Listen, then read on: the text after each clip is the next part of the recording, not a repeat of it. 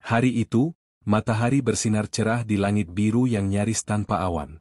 Angin bertiup lembut, menggoyangkan dedaunan di pepohonan tinggi yang mengelilingi sebuah desa kecil yang tenang.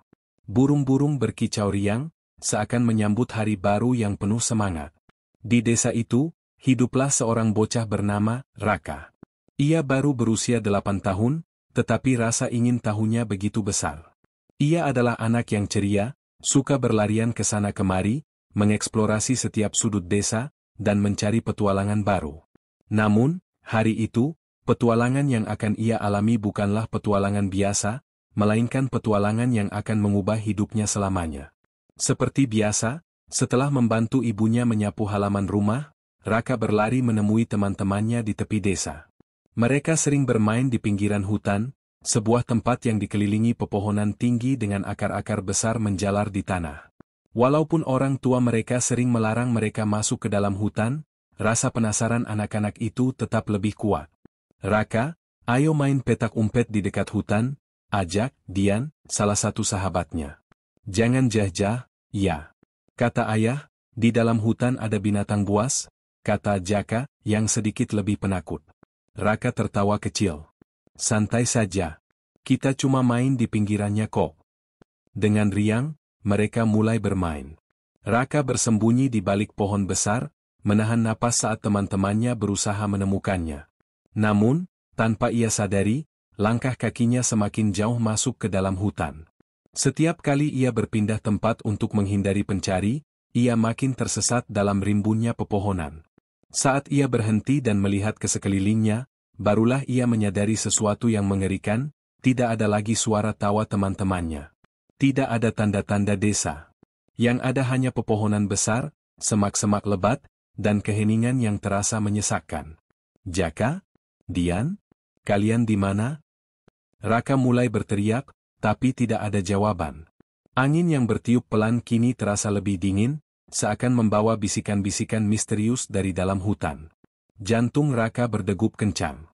Ia mencoba mengingat jalan yang tadi ia lalui, tapi semuanya tampak sama, hanya pepohonan dan akar-akar yang menjalar seperti ular. Ketakutan mulai merayapi hatinya. Ia benar-benar tersesat. Raka mulai berjalan perlahan, berharap menemukan jalan keluar. Setiap langkah terasa berat, karena ia tidak tahu kemana harus pergi. Keringat mulai membasahi keningnya, bukan hanya karena panas, tetapi juga karena rasa takut yang kini menguasai dirinya. Ia mencoba tetap tenang, tetapi hutan ini terasa berbeda. Ada sesuatu yang membuatnya merinding. Suara ranting yang patah, desir angin yang menyelinap di antara pepohonan, dan suara burung gagak yang tiba-tiba berkicau dengan keras membuat bulu kuduknya berdiri. Lalu, tiba-tiba, krek. Suara ranting patah di belakangnya membuatnya tersentak. Ia menoleh dengan cepat, tetapi tidak melihat apapun. "Halo? Ada orang?" Suaranya bergetar. Tidak ada jawaban. Ia mempercepat langkahnya, berusaha keluar dari hutan yang semakin gelap. Namun, semakin ia berjalan, semakin jauh ia masuk ke dalamnya. Langit yang tadi biru cerah kini berubah menjadi oranye keemasan, pertanda matahari mulai tenggelam. "Ya Tuhan, bagaimana ini?" Raka mulai menangis. Ia mencoba memanjat pohon untuk melihat sekeliling, tapi tubuhnya terlalu kecil dan lemah.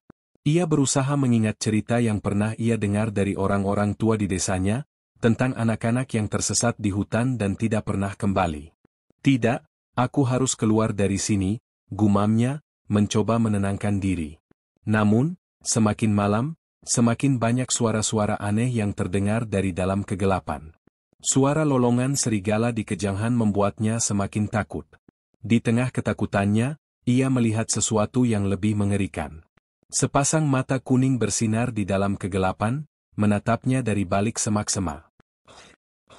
Raka membeku. Tubuhnya gemetar hebat. Ia ingin berlari, tetapi kakinya terasa lemas.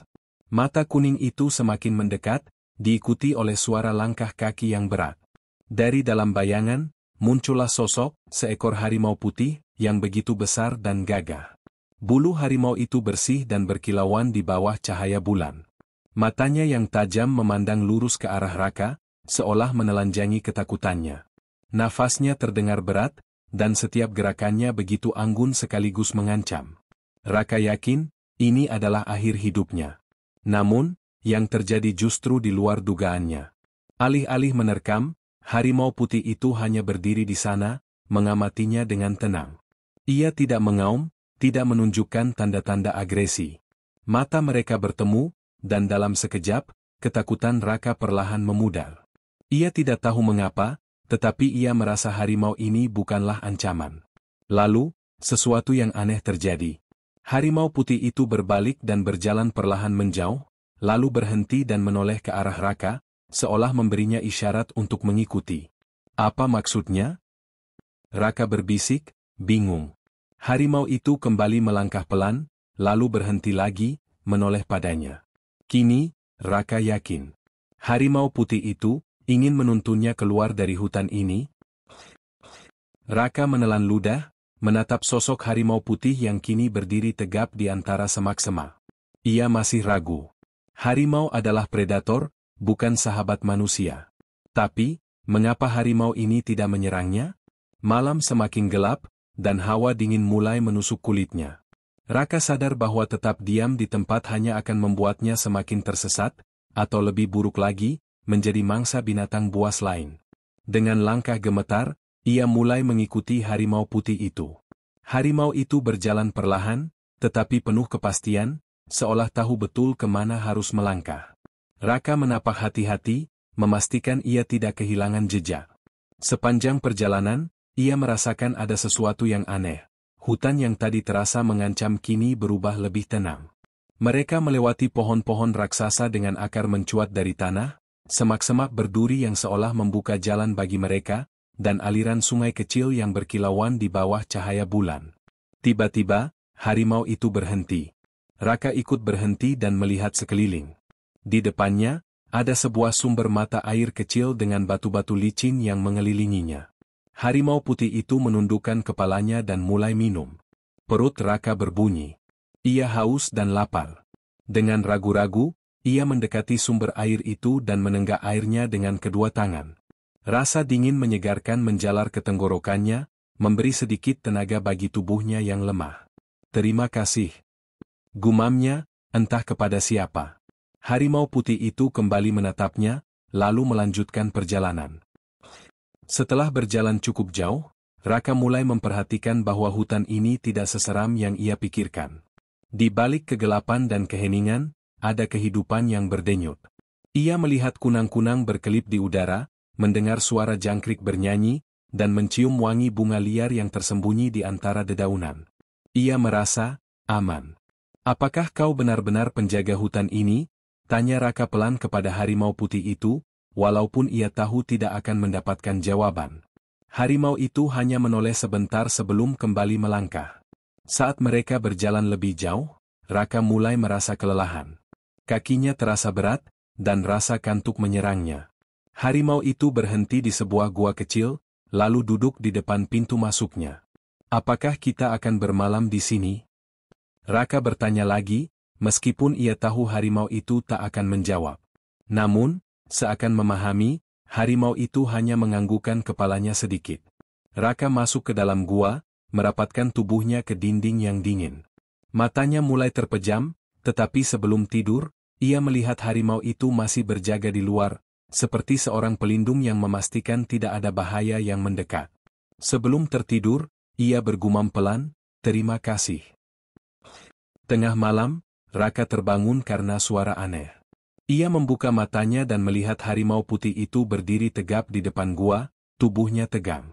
Dari kejauhan, terdengar suara lolongan serigala. Jantung Raka berdegup kencang.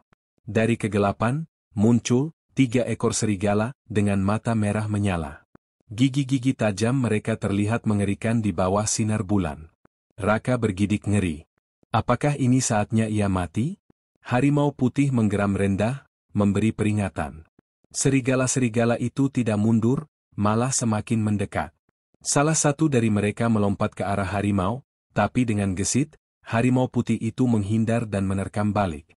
Pertarungan sengit terjadi di depan mata Raka.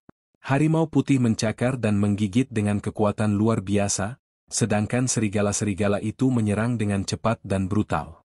Raka hanya bisa menahan napas, menonton dengan ketakutan.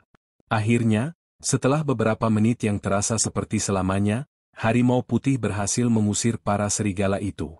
Dengan tubuh yang penuh luka, ia kembali berdiri tegap di depan gua, menjaga Raka. Raka merasa hatinya penuh dengan rasa kagum dan syukur. Aku tidak tahu mengapa kau melindungiku, tapi, aku sangat berterima kasih, bisiknya. Harimau putih itu hanya menatapnya sebentar sebelum berbaring, mencoba memulihkan tenaganya. Malam itu, Raka menyadari sesuatu, harimau ini bukan sekadar binatang liar. Ia adalah penjaga, pelindung, dan mungkin, teman. Keesokan paginya, Raka terbangun dengan harapan baru. Matahari mulai menyinari hutan, dan suara burung kembali memenuhi udara. Harimau putih itu bangkit, meskipun masih terlihat lelah karena pertempuran semalam. Ia menatap Raka, lalu kembali melangkah. "Apakah kita sudah dekat dengan desa?" tanya Raka, mengikuti dari belakang. Perjalanan mereka semakin cepat. Raka mulai mengenali beberapa pohon dan batu besar yang pernah ia lihat sebelumnya. Hatinya berdebar. Lalu, di kejauhan, terdengar suara manusia. "Raka, Raka." Itu suara ayahnya. Raka berlari secepat mungkin, menerobos semak-semak dengan air mata yang mulai menggenang di matanya. Ia melihat cahaya obor, beberapa orang desa berlarian, dan di sana, ayah dan ibunya berdiri dengan wajah penuh harapan. "Ayah, Ibu." Tangis bahagia pecah saat ia melompat ke dalam pelukan mereka. Sang ibu menangis sambil menciumi wajahnya, sementara sang ayah memeluknya erat, memastikan anaknya benar-benar ada di sana. Penduduk desa bersorak. Mereka telah mencari Raka selama 2 hari tanpa hasil. Namun, saat Raka menoleh ke belakang, harimau putih itu sudah menghilang. Raka menceritakan semua yang ia alami, tentang harimau putih yang menyelamatkannya, tentang mata air, gua, dan pertempuran dengan serigala. Penduduk desa terkejut. Salah satu tetua desa berkata, "Itu bukan harimau biasa." Legenda mengatakan bahwa hutan ini memiliki penjaga, seekor harimau putih yang hanya muncul untuk menyelamatkan orang yang berhati murni. Raka tertegun. Ia menatap ke dalam hutan yang kini tampak lebih bersahabat. Mungkin, harimau itu bukan sekadar binatang liar. Mungkin, ia adalah sesuatu yang lebih dari itu. Penjaga hutan, pelindung mereka yang tersesat, dan sahabat bagi mereka yang percaya. Hikmah cerita: 1. Alam memiliki penjaganya sendiri. Jika kita menghormatinya, maka ia akan melindungi kita. 2. Ketakutan bisa berubah menjadi keberanian, jika kita memilih untuk percaya. 3. Keajaiban ada di mana-mana, bahkan dalam bentuk yang tidak kita duga. 4. Dalam kegelapan sekalipun, selalu ada cahaya yang menuntun kita pulang. Raka tidak akan pernah melupakan harimau putih itu. Dan siapa tahu, mungkin suatu hari, jika seseorang tersesat di hutan ini lagi, harimau putih itu akan kembali muncul.